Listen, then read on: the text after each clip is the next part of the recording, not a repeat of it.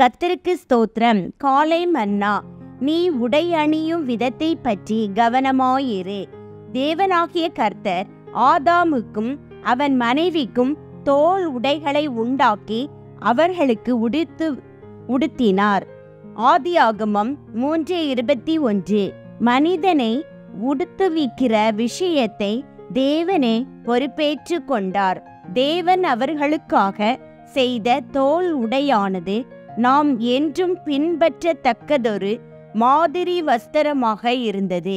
அது அவர்களுடைய முழு சரீரத்தையும் மூடிற்று. விரிவாக்கப்பட்ட ஆங்கில வேதாகமம் உடைகள் என்பதை நீண்ட மேலங்கிகள் அல்லது தளர் மெய் அங்கிகள் என்று குறிப்பிடப்படுகிறது.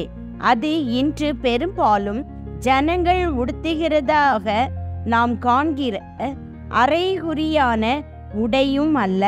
கண்ணாடி போன்ற ஊடுருவி காணத்தக்க மெல்லிய வஸ்திரமும் அல்ல. நாம் சரியான விதத்தில் உடை அணிய வேண்டும்.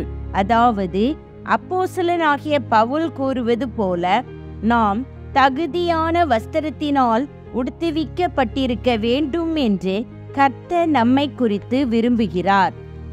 1 தீமோத்தேயு 2:10. அவை உயர்ந்த வஸ்திரங்களாகவோ அல்லது மற்றவர்களை வசீகரிக்கக்கூடிய வஸ்திரங்களாகவோ இருக்கக்கூடாது என்று மற்றொரு ஆங்கில மொழிபெயர்ப்பு கூறுகிறது.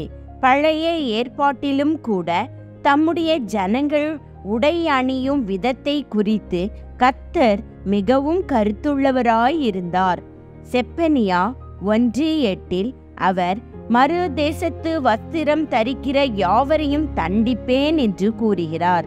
மேலும் அவர் புருஷரின் உடைகளை ஸ்திரீகள் தரிக்கலாகாது, ஸ்திரீகளின் உடைகளை புருஷர் தரிக்கலாகாது என்றும் கூறுகிறார். இதை செய்யும் எந்த ஒரு நபரையும் தாம் அருவருத்ததாக அவர் கூறுகிறார். உபாகமம் 22:5. அன்பான தேவ பிள்ளையே, மேற்கூறப்பட்டுள்ளவற்றின் வெளிச்சத்தில் நீ அணியும் உடைகள் எவ்விதமாக இருக்கின்றன? உன்னுடைய உடைகள் கர்த்தரை பிரியப்படுத்துகின்றனவா? தேவ பக்தி உள்ளவர்கள் என்று சொல்லிக் கொள்கிற ஸ்திரீகளுக்கு ஏற்றபடியே நாம் உடை அணிய வேண்டும். 1 தீமோத்தேயு 2:10. நாம் கிறிஸ்தவர்கள் என்பதை நம்முடைய உடை வெளிப்படுத்துகிறதா?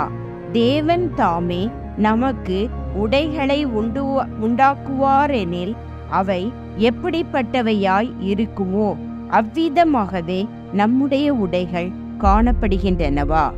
ஆமேன்.